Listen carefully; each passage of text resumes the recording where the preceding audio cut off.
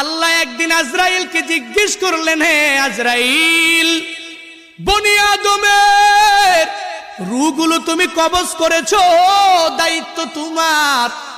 হে আজরাইল, তুমি আমারে জানাও না ওই বনি আদমের মধ্যে কোন কোন রূহ কবজ করতে তোমার অনেক কষ্ট হয়েছিল?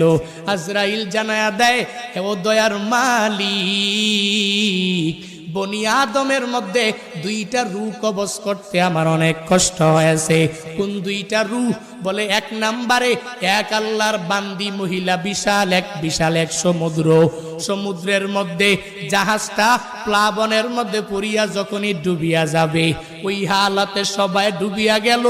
এক প্রেগনেন্ট মহিলা, গর্ভবতী মহিলা কাঠের মধ্যে বসা, একটু পরেই এই মহিলা একটা বাচ্চা প্রসব করবে।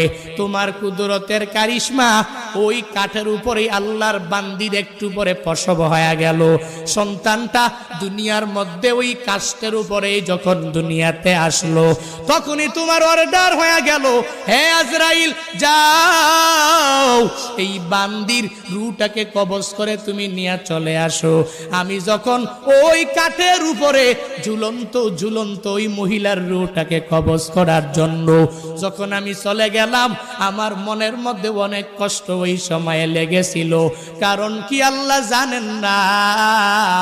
কারণ হলো এই কাঠের মধ্যে যে এই বান্দি সন্তানটা, ওই সন্তানের কি উপায় হবে, কই যাবে? কারণ দুনিয়াতে তার মা থাকবে না।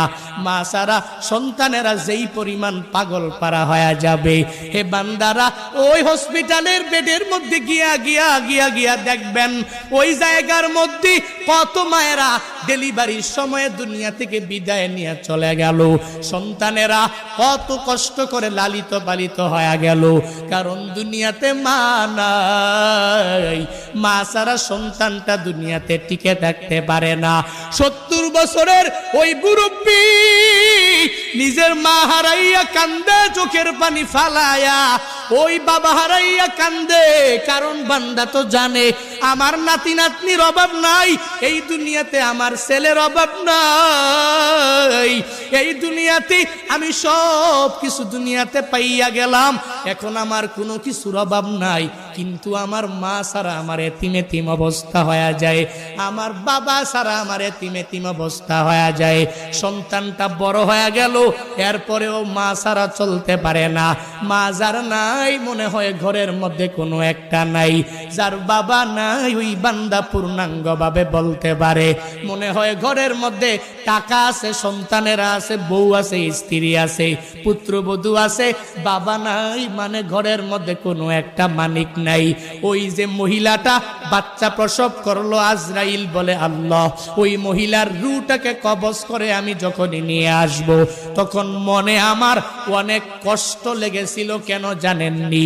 কারণ এই সন্তানের উপায় কি হবে এই চিন্তা ভাবনা করিয়া। কারণ আপনার আদেশ আমার মানাই লাগবে, কারণ আল্লাহর আদেশের উপরে অন্য কোনো কিছু করা যাবে না। আপনার আদেশ মানা লাগবে, নির্ধারিত টাইমের মধ্যে রূহ আমার কবজ করা লাগবে। কারণ আমি আপনার কমান্ড অনুযায়ী যেই সুন্দরভাবে চলাফেরা করি। আজরাইল তো কারো কাছ থেকে বান্দা অনুমতি নেয় না, শুধু নিয়েছেন নবীর কাছ থেকে। আল্লাহ আজরাইলকে নবীর কাছে পাঠিয়েছিলেন, হে আজরাইল যাও নবীর কাছে তুমি দৌড়ায় যাও, ওই নবীর রূহটাকে কবজ করার জন্য। নবী যদি অনুমতি দেয় তাহলে অনুমতি দিলে রূহটাকে কবজ করবা, নবী যদি অনুমতি না দেয় রূহটা কবজ করা তোমার পক্ষে সম্ভব হবে না। ওই নবী কেমন নবী পেয়েছো? যেই নবীর রূহটাকে কবজ করার জন্য আল্লাহ আজরাইলকে পাঠাইলেন আর বললেন, নবী যদি অনুমতি দেয় তাহলে কবজ করবা, নবী যদি অনুমতি না দেয় তাহলে কবজ করতে পারবা না। আজরাইল নবীর কাছে আসলেন, আয়েশা বললেন, হ্যাঁ নবী আমার, আল্লাহ পাঠিয়েছেন, যদি অনুমতি দেন রূহটাকে কবজ করে আমি নিয়ে যাব, যদি অনুমতি না দেন আমি কবজ করব না। নবী আমার বলেন, অনুমতি দিব না, আল্লাহর কাছে আমার একটা কথা বাকি রইল, হে আজরাইল, আইনা আখি জিবরাইল, আমার ভাই জিবরাইল কই, তুমি আমারে জানায়া দাও। যখন আজরাইলকে বলা হলো, আজরাইল বলে জিবরাইল ফিস সামাইল উলা, প্রথম আসমানের মধ্যে জিবরাইল বলে যাও যাও, ওই জিবরাইলকে যা খবর দাও আমার কাছে আসতে বলো। আমি জিবরাইলের কাছে একটা কথা বলবো, এটা রবের কাছে নিয়ে